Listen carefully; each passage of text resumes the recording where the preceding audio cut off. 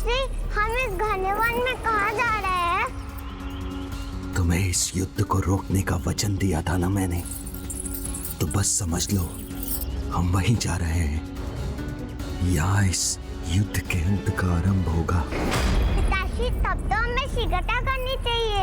इस युद्ध का अंत होगा, तभी तो आपकी चिंताएं मिटेगी। कहीं तुम्हारा स्नेह मुझे दुर्बल ना कर दे, इसलिए इस घटना का अंत तो मैं भी चाहता हूँ।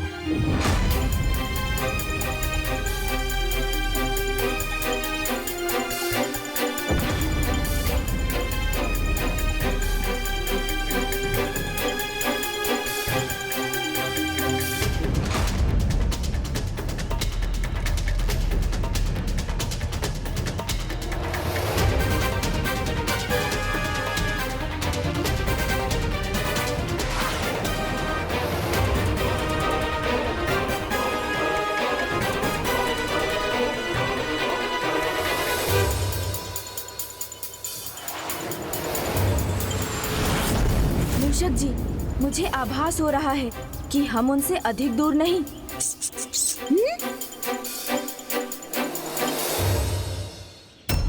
गणेश जी, गणेश जी।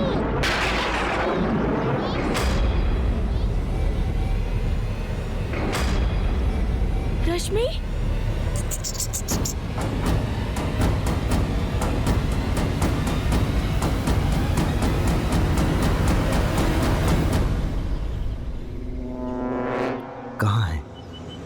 कहाँ है गणेश जी? वहाँ।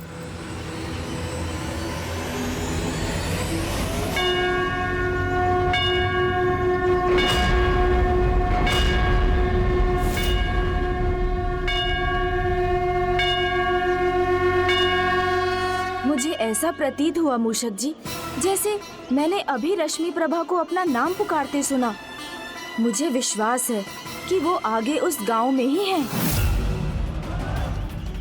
गणेश जी इतनी सरलता से कदापि नहीं जाने देंगे, किंतु मुझे उनसे बचकर पढ़ने का कोई उपाय करना ही होगा।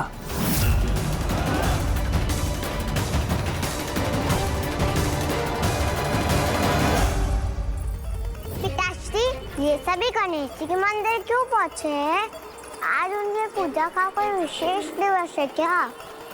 संकष्टी। आज संकष्टी है पुत्री। संकष्टी, ये क्या होता है माता? इस वार्तालाप का समय नहीं है हमारे पास, हमें विलंब हो रहा है। आज गणपति संकष्टी पे गणेश प्रभु को भोग चढ़ाने की प्रथा है। मेरी भी इच्छा थी कि मैं प्रभु के लिए खीर पकाकर उन्हें अपने हाथों से भोग प्रस्तुत करूं। खीर का भोग? मैं भविष्य में आपको अपने हाथों से खीर बनाकर खिलाना चाहती हूँ। आप आएंगे ना प्रभु? अवश्य आऊंगा।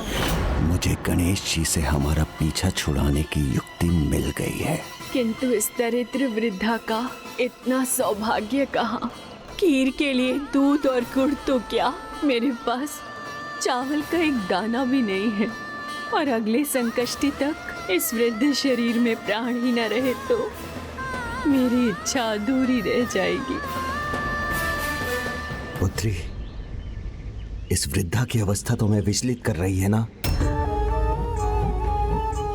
हमें विलंब तो हो रहा है, किंतु मुझे ज्ञात है तुम यहाँ रुककर इन वृद्धा की सहायता करना चाहती हो,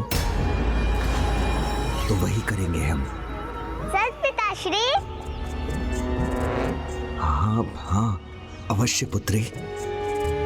मैं खीर के लिए चावल, दूध और गुड़ की व्यवस्था करता हूँ। तुम भी इनकी सहायता में एक महान योगदान दे सकती हो। मैं? किंतु कैसे पिताश्री? प्रभु गणेश जी ने तुम्हें वचन दिया था ना कि तुम्हारे बुलाने पर वो खीर खाने अवश्य आएंगे। हाँ। इन वृद्धा के इस अंतिम चरण में तुम प्रभु गणेश जी का आह्वान कर अपने स्थान पर उनसे इन वृद्धा के हाथों खीर खाने का अनुरोध कर सकती हो। और मुझे विश्वास है कि तुम्हें दिया हुआ वचन कभी नहीं टालेंगे और प्रभु की प्रतिमा के स्थान पर उनके प्रत्यक्ष दर्शन पाकर इनका जीवन भी सफल हो जाएगा। ये तो बहुत अच्छा सुझाव है पिताश्री। मैं गणेश जी की प्रार्थना करती हूँ, वो अवश्य आएंगे। उचित है, रुको। वो आभूषण रहेंगे तो रश्मि को ढूंढ नहीं पाएंगे गणेश जी। खीर की सामग्री लेने के लिए मुझे तुम्हारे इन आभूषणों की आवश्यकता होगी।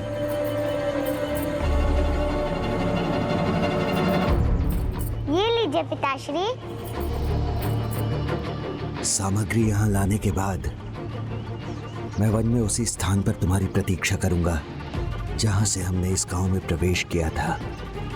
तुम गणेश जी को मनाकर शीघ्र वहां पहुंचना, क्योंकि इस युद्ध को समाप्त करने के लिए मुझे जो कार्य करना है एकमात्र उसे तुम ही पूर्ण कर सकती हो।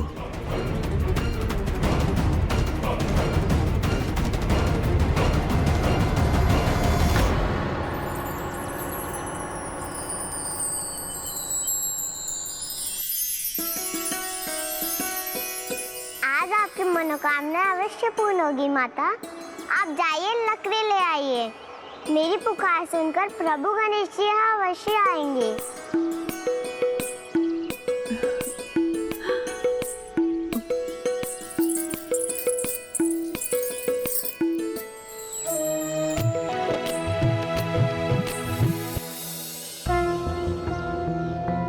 ओम गण गणपते नमः। ओम गण गणपते नमः।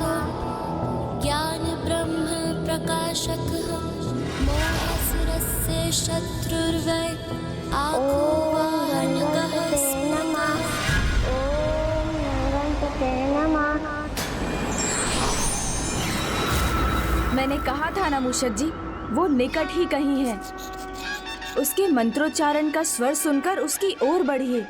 जो आज्ञा प्रभु। ओम गण गणपते नमः। ओम गण गणपते नमः। ओम गण गणपते नमः।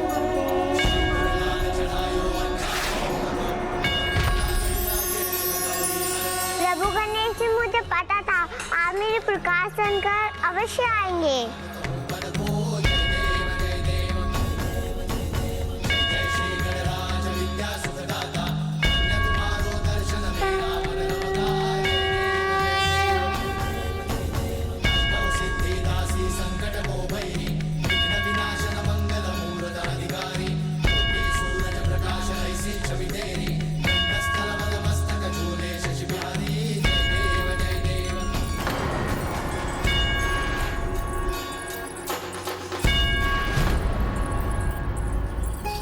इतनी पीड़ा में भी कितने उत्साह से मेरी ओर बढ़ी आ रही है। प्रणाम प्रभु, अपने इस भक्त से ये पुष्प स्वीकार कीजिए।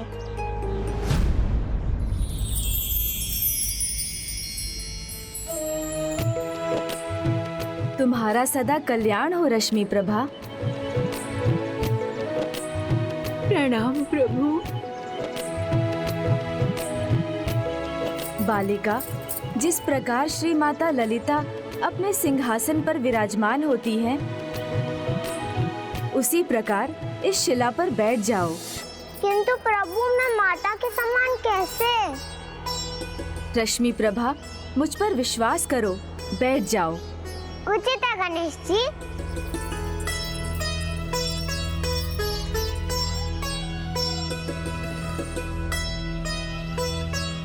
माता भी ऐसे ही विराजमान होती है ना?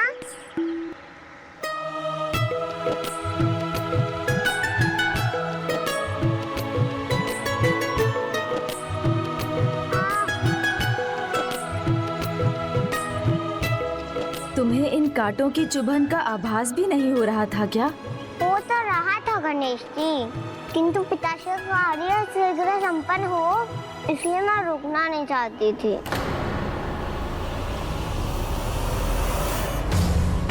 मृत संजीवनी सुरा का पात्र लेकर मेरी ओर बढ़ते समय इसे ये कांटे चुभे थे।